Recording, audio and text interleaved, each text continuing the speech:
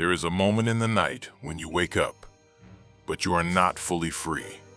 Your eyes open, you see your ceiling, you hear the silence. And then you try to move, nothing happens, your arms don't respond, your legs don't respond, your voice doesn't exist. And that's when you feel it. Something is in the room. Not imagination, not a dream. You are awake. And yet you are trapped inside your own body. Welcome to Crazy World Facts, where the most terrifying mysteries don't come from outside. They come from inside your own mind. Tonight, we're breaking down sleep paralysis, what science explains, what it cannot fully explain, and why millions of people across the world describe the same shadow. What actually happens in the brain? Sleep paralysis occurs during REM sleep, rapid eye movement. During REM, your brain shuts down voluntary muscle movement. It's a safety mechanism. Without it, you would physically act out your dreams. But sometimes, consciousness returns before the paralysis ends. Your mind wakes up, your body stays offline. That mismatch creates one of the most disturbing human experiences possible: awareness without control. Neurologically, your motor cortex is still inhibited. Your prefrontal cortex is partially active. Your amygdala, the fear center, is highly reactive. You are conscious enough to perceive, not rational enough to neutralize fear. That combination is explosive. Now here's where it gets interesting. Over 40% of people experience sleep paralysis at least once. But a large portion report something specific: a presence, a figure, a shadow, someone watching. Across different continents and cultures, the pattern repeats: a dark silhouette, a weight on the chest, difficulty breathing, intense dread. In medieval Europe, it was called a demon. In Japan, Kanashibari. In Newfoundland, the old hag.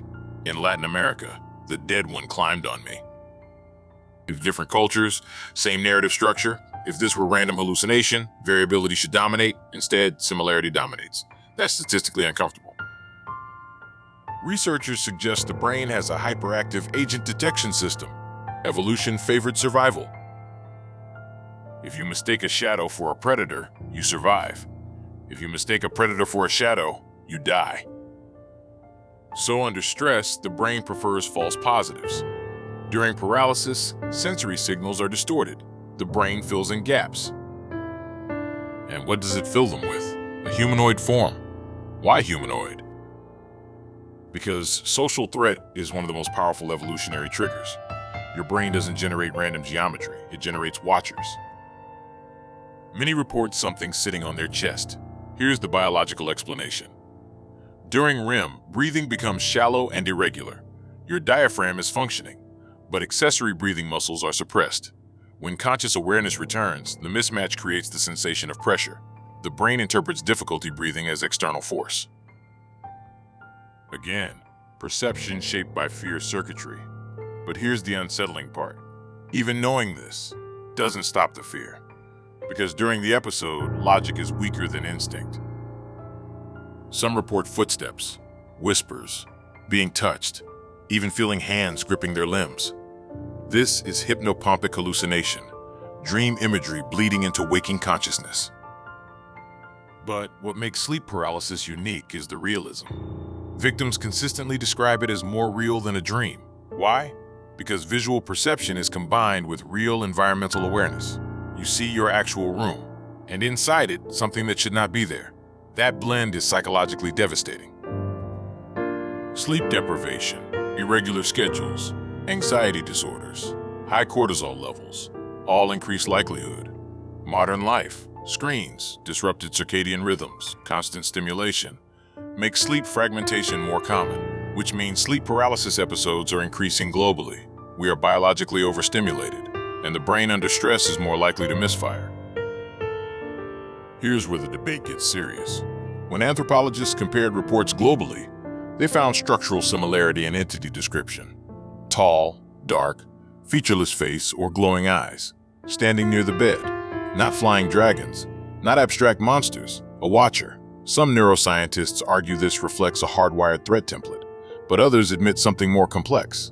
The brain may be constructing a social hallucination, a representation of vulnerability. You are immobilized. The brain externalizes that vulnerability as a predator. Some people learn to break episodes by focusing on breathing, attempting small finger movements, reframing fear as curiosity. Lucid dreamers report turning paralysis into controlled dream entry. That suggests awareness can modulate the experience, which reinforces the neurological model. But the emotional memory remains powerful, because during those seconds, you feel hunted. It's not the shadow, it's helplessness. Humans tolerate fear. We do not tolerate loss of agency. Sleep paralysis removes control completely. You cannot run, you cannot scream, you cannot defend yourself. It forces you into primal vulnerability, and that psychological exposure leaves deep impact.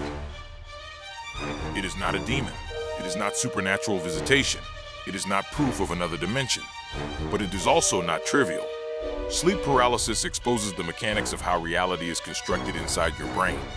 It shows how quickly perception can override logic, and how fragile our sense of control truly is. The shadow is not external, but the terror is, and that terror is real. The next time you wake up and your body refuses to respond, remember this. Your brain is powerful enough to create presence, powerful enough to simulate threat, powerful enough to convince you something is standing at the edge of your bed. And sometimes the most disturbing thing in the room is not what you see. It's what your mind is capable of inventing. If you've ever experienced sleep paralysis, tell us what you saw. Subscribe to Crazy World Facts, because the strangest mysteries aren't out there, they're inside you.